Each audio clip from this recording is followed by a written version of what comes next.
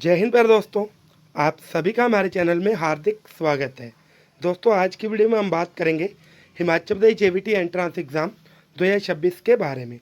तो मैं आपको बता दूं, जब से जेवीटी एंट्रेंस का रिजल्ट आया है, कैंडिडेट्स की तरफ से अलग अलग तरह के क्वेश्चंस आ रहे हैं। जो क्वेश्चंस है या मेरे व्हाट्सएप पे आ रहे हैं या फिर वो इंस्टाग्राम पे कैंडिडेट्स पूछ रहे हैं। तो अगर आपके माइंड में भी कोई क्वेश्चन है तो आप मुझे मेरे व्हाट्सएप नंबर 8219699057 पे मैसेज कर सकते हो।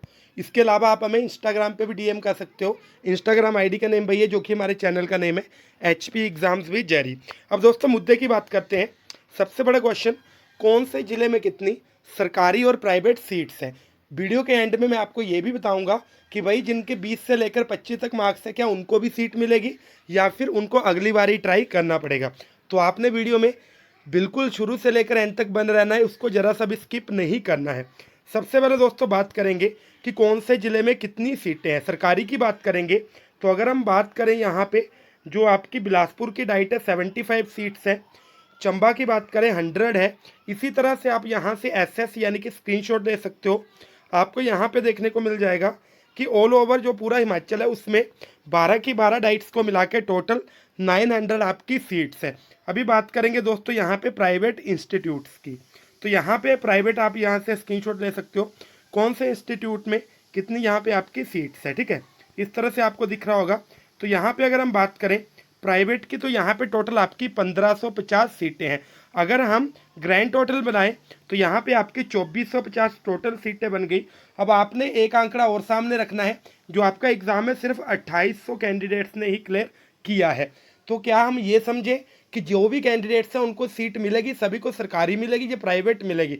तो ये जो क्वेश्चन है काफ़ी कैंडिडेट्स पूछ रहे हैं, इसका भी मैं आपको आंसर बताऊंगा। उससे पहले हम पहले प्रोसेस की बात कर लेंगे कि अभी आपका जो प्रोसेस है वो कैसे रहेगा। सुबह मैंने वीडियो बनाई थी, उसमें मैंने आपको पूरी डिटेल में नहीं बताया था, जस्ट हमने जो आपकी स्पोर्ट्स की काउंसलिंग है उसके बारे में बात करी थी। तो दोस्तों अगर हम बात करें अभी आपके प्रोसेस की, अभी आपका रिजल्ट आया है तो 20-25 दिनों के बाद एक लिस्ट आएगी जिसमें आपका नाम, अगर आपका टेस्ट क्लियर है तो आपका नाम आपको देखने को मिल जाएगा। और वो जो लिस्ट है आपकी रैंक वाइज देखने को मिल जाएगी, यानी कि जो हाईएस्ट है उसका रैंक नंबर 1, उससे नीचे इसी तरह से जैसे आपके मार्क्स जितने हैं आपको भी उसी लिस्ट में पता लग जाएगा कि आपका कौन सा रैंक है। क्या हमें काउंसलिंग के लिए कोई कॉल आएगी, कोई मैसेज आएगा, इसका भी हम आंसर देखेंगे। तो मैं आपको बता दूं, वो जो लिस्ट आएगी ना उसमें आपका रोल नंबर आपको देखने को मिल जाएगा और आपको अपनी जो काउंसलिंग की डेट है वो भी आपको देखने को मिल जाएगी। काउंसलिंग फॉर्म जो है वो हमने कैसे भरना है तो मैं आपको बता दूं, आपने किसी भी तरह का कोई भी ऑनलाइन काउंसलिंग फॉर्म नहीं भरना है। जिस दिन आपकी लिस्ट डाली आएगी ना काउंसलिंग की, उसी दिन वो अपनी जो इनकी ऑफिशियल वेबसाइट है उसके ऊपर बायोडाटा फॉर्म डालेंगे। बायोडाटा फॉर्म को ही दोस्तों हम काउंसलिंग का फॉर्म कहते हैं, जिसको आपने प्रिंट निकलवाना है और आपने उस फॉर्म को भरकर अपने जो डॉक्यूमेंट्स है उसके साथ अटैच करने हैं।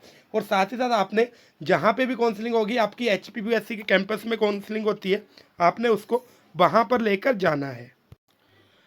अगला क्वेश्चन दोस्तों, हमें कब पता लगेगा कि हमें सरकारी सीट मिली है या प्राइवेट सीट मिली है। मैं आपको बता दूं, जिस दिन आपकी काउंसलिंग होगी ना, आपको वहाँ पर जाकर यही पता लगेगा कि आपको कौन सी सीट कहाँ पे मिली है। वो आपको एक अथॉरिटी लेटर देंगे जिसको आप एडमिशन लेटर भी बोल सकते हैं। उसको लेकर फिर जो भी आपका कॉलेज है, जहाँ पे भी आपको कॉलेज मिला हुआ है ना, आपने उस कॉलेज में जाना है। आपको वो एक रिटन प्रूफ देंगे कि हाँ जी, कि इनको जो है वो ये वाली सीट इस कॉलेज में अलॉट हुई है। ठीक है, तो यहाँ पे ये चीज़ तो आपकी क्लियर हो गई। अभी दोस्तों मैंने आपको ये भी बताया कि सरकारी सीटें कितने हैं, आपने स्क्रीनशॉट ले लिया होगा, प्राइवेट सीटें कितनी हैं। टोटल आपकी 2450 सीटें हैं। मैं आपको बताना चाहूँगा, अगर हम कायदे से देखें ना, 2800 कैंडिडेट्स का यहाँ पे एग्ज़ाम क्लियर हुआ है। 2800 कुछ है ना, 2850 इतने करीब आपके कैंडिडेट्स हैं जिनका एग्ज़ाम क्लियर हुआ है। तो इस सिचुएशन में क्या होगा मैं आपको बताना चाहूँगा, इसमें से 30% तो ऐसे कैंडिडेट हैं, 2800 का आप 30% निकाल लेना, ऐसे कैंडिडेट आपको देखने को मिल जाएंगे जो कि प्राइवेट सीट में जेबीटी करने में इंटरेस्टेड नहीं होंगे। तो उनको आप एक साइड कर दो ना। अभी आपके 2800 के 70% जो कैंडिडेट्स हैं वो बच गए, आपकी जो सीटें हैं वो खाली रह जाती है ना। अगर किसी भी प्राइवेट कॉलेज में मान लो, जैसे मान लो कोई प्राइवेट कॉलेज है ना, उसमें 50 सीटें खाली है, कौन सा ऐसा कॉलेज है जो कि ये चाहेगा कि मेरी जो सीटें है वो खाली रहे ना, क्योंकि उनके जितने एडमिशन हो गए उतनी उनको फीस आएगी, उतना ही उनको फ़ायदा होगा ना। अगर कोई ऐसा कॉलेज है जहाँ पे सीटें खाली रह रही हैं तो वो क्या करते हैं, अपनी जो डिमांड है बोर्ड को भेजते हैं और उसके बाद जो बोर्ड है वो एक नोटिफिकेशन जारी करता है कि जो ऐसे कैंडिडेट्स हैं जिनका एग्ज़ाम क्लियर नहीं हुआ है, उनको भी काउंसलिंग के लिए बुलाया जाए, ठीक है। इसके अलावा दोस्तों मैं आपको एक चीज़ और बताना चाहूँगा, जैसे हम पिछली बार की बात करें ना, तो बिल्कुल पिछली बार जिनका एग्ज़ाम क्लियर नहीं हुआ था उनको भी सीट मिली थी। उससे पिछली बार भी ऐसे केस देखने को मिले, जिनका एग्ज़ाम नहीं क्लियर हुआ उनको भी सीट मिली, इवन कि काउंसलिंग में जीरो वाले भी बुलाए गए थे। तो इस बार अगर हम पिछले 2 साल की बात करें, तो यहाँ पे पूरी पॉसिबिलिटी है कि इस बार भी कम मार्क्स वालों को सीट मिलेगी, ठीक है। तो मैं अपनी तरफ से नहीं कह रहा, जो भी HPBUSC का रिकॉर्ड रहा है उसके अकॉर्डिंग ही कह रहा है। आपने इसको मेरी स्टेटमेंट नहीं मानना है, क्योंकि जो भी हम चीज़ें एनालाइज करके बताते हैं ना, जैसे प्रोसेस क्या है, जो पिछली बार रहा हम आपको उसी के अकॉर्डिंग बताते हैं, ठीक है। तो आपने ये चीज़ माइंड में रखनी है। तो जो 20-25 मार्क्स वाले कैंडिडेट हैं उनके लिए भी मौका बनेगा। आपने अगर आपको कहीं और अपॉर्चुनिटी मिल रही है तो आपने इसका वेट नहीं करना है, तो आपने वहाँ पे एडमिशन ले लेना है। अगर आपके पास कोई और ऑप्शन ही नहीं है, तब आपने इसका पेशेंस रख के वेट करना है। इसके अलावा दोस्तों बहुत सारे ऐसे कैंडिडेट्स भी होंगे, मैं आपको एक गाइडेंस भी दूंगा आपके फ्यूचर से रिलेटेड। बहुत सारे ऐसे कैंडिडेट्स हैं जिन्होंने ये उम्मीद रखी थी कि भाई मेरा JBT एंट्रेंस क्लियर हो जाएगा, क्लियर तो नहीं हुआ, साथ में उन्होंने ग्रेजुएशन में एडमिशन भी नहीं लिया।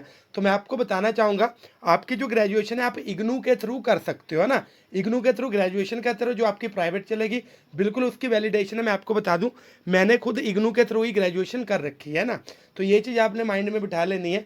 अगर आपके पास ऑप्शन आपके सारे निकल गया तो आपने इग्नू के थ्रू ग्रेजुएशन कर लेनी है, ठीक है। इसके अलावा दोस्तों अगर आपको हमारी इन्फॉर्मेशन अच्छी लगी हो तो आपने वीडियो को लाइक करना है, चैनल को सब्सक्राइब करना है और ज़्यादा से ज़्यादा अपने फ्रेंड्स दोस्तों मित्रों के साथ शेयर करना है। इसके अलावा दोस्तों मैंने एक चीज़ और नोटिस करी है, हमारे जो भी पब्लिक है उसमें से सिर्फ 51% ही ऐसे सब्सक्राइबर्स है जिन्होंने हमें सब्सक्राइब कर रखा है। बाकी 49% ऐसे लोग हैं जिन्होंने हमें सब्सक्राइब नहीं रखा। वो हमारी वीडियोस भी देखते हैं, हमें लाइक भी करते हैं, हमारी वीडियोस को लाइक भी करते हैं, लेकिन फिर भी चैनल को सब्सक्राइब नहीं करते। तो अगर आप भी उनमें से हो तो आपने फटाफट हमारे चैनल को सब्सक्राइब करना है। बताना चाहूँगा, जब तक आपकी क्लासेस स्टार्ट नहीं हो जाती, हर एक अपडेट आपको सबसे पहले हमारे चैनल के माध्यम से मिलेगी। तो दोस्तों मिलते हैं अगली वीडियो में, तब तक के लिए थैंक यू। जय हिंद, जय भारत, जय हिमाचल।